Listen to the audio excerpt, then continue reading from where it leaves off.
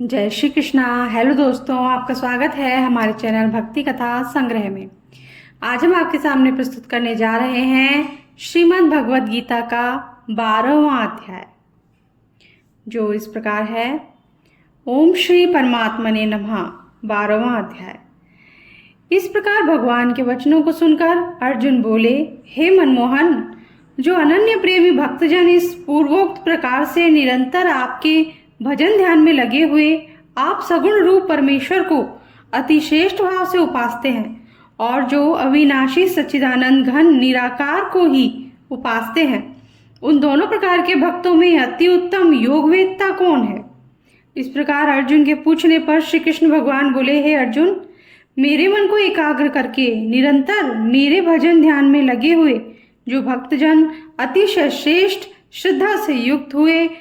मुझ सगुण रूप परमेश्वर को भजते हैं, वे मेरे को योगियों में भी अति उत्तम योगी मान्य हैं,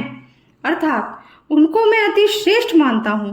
और जो पुरुष इंद्रियों के समुदाय को अच्छी प्रकार वश में करके मन बुद्धि से परे सर्वव्यापी अकथनीय स्वरूप और सदा एक रस रहने वाले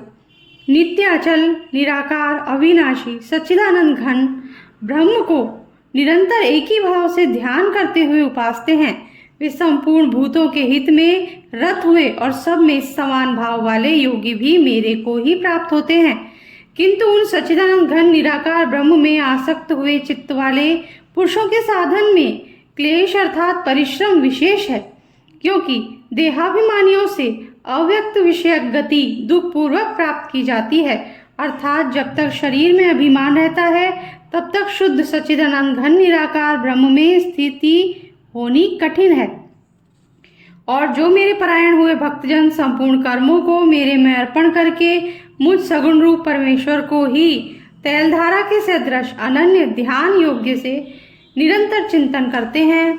भजते हैं, हे अर्जुन, उन मेरे में चित्त को लगाने वाले प्रेमी भक्तों का मैं शीघ्र ही मृत्यु रूप संसार समुद्र से उद्धार करने वाला होता हूँ। इसलिए हे अर्जुन, तू मेरे मन को लगा और मेरे ही बुद्धि को लगा। इसके उपरांत तू मेरे में ही निवास करेगा, अर्थात मेरे को ही प्राप्त होगा, इसमें कुछ भी संशय नहीं है। यदि तू मन को मेरे में अचल स्थान स्थापन करने के लिए समर्थ नहीं है तो हे अर्जुन, अभ्यास रूप योग के द्वारा मेरे को प्राप्त होने के लिए इच्छा कर। यदि तू ऊपर कहे हुए अभ्यास में भी असमर्थ है तो केवल मेरे लिए करने के ही परायण हो। इस प्रकार मेरे अर्थ कर्मों का करता हुआ भी मेरी प्राप्ति रूप सिद्धि को ही प्राप्त होगा, और यदि इसको भी करने के लिए असमर्थ है तो जीते हुए मन वाला और मेरी प्राप्ति रूप योग के शरण हुआ सब कर्मों के फल का मेरे लिए त्याग कर, क्योंकि मर्म को न जानकर किए हुए अभ्यास से परोक्ष ज्ञान श्रेष्ठ है और परोक्ष ज्ञान से मुझ परमेश्वर के स्वरूप का ध्यान श्रेष्ठ है,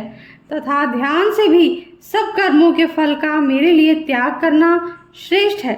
और त्याग से तत्काल ही परम शांति होती है। इस प्रकार शांति को प्राप्त हुआ जो पुरुष सब भूतों में द्वेष भाव से रहित एवं स्वार्थ रहित, सबका प्रेमी और हेतु रहित दयालु है, तथा ममता से रहित एवं अहंकार से रहित, सुख दुखों की प्राप्ति में सम और क्षमावान है, अर्थात अपराध करने वाले को भी अभय देने वाला है, तथा जो ध्यान योग में युक्त हुआ निरंतर लाभ हानि में संतुष्ट है, तथा मन और इंद्रियों सहित शरीर को वश में किए हुए मेरे में दृढ़ निश्चय वाला है, वह मेरे में अर्पण किए हुए मन बुद्धि वाला मेरा भक्त मेरे को प्रिय है, जिससे कोई भी जीव उद्वेग को प्राप्त नहीं होता है, और जो स्वयं भी किसी जीव से उद्वेग को प्राप्त नहीं होता है, तथा जो हर्ष अमर्ष भय और उद्वेगादिकों से रहित है, वह भक्त मेरे को प्रिय है। जो पुरुष आकांक्षा से रहित तथा बाहर भीतर से शुद्ध और चतुर है, अर्थात जिस काम के लिए आया था उसको पूरा कर चुका है, एवं पक्षपात से रहित और दुखों से छूटा हुआ है, वह सर्व आरंभों का त्यागी, अर्थात मन वाणी और शरीर द्वारा प्रारब्ध से होने वाले संपूर्ण स्वाभाविक कर्मों में कर्तापन के अभिमान का त्यागी मेरा भक्त मेरे को प्रिय है। जो ना कभी हर्षित होता है, न द्वेष करता है, न सोच करता है, न कामना करता है,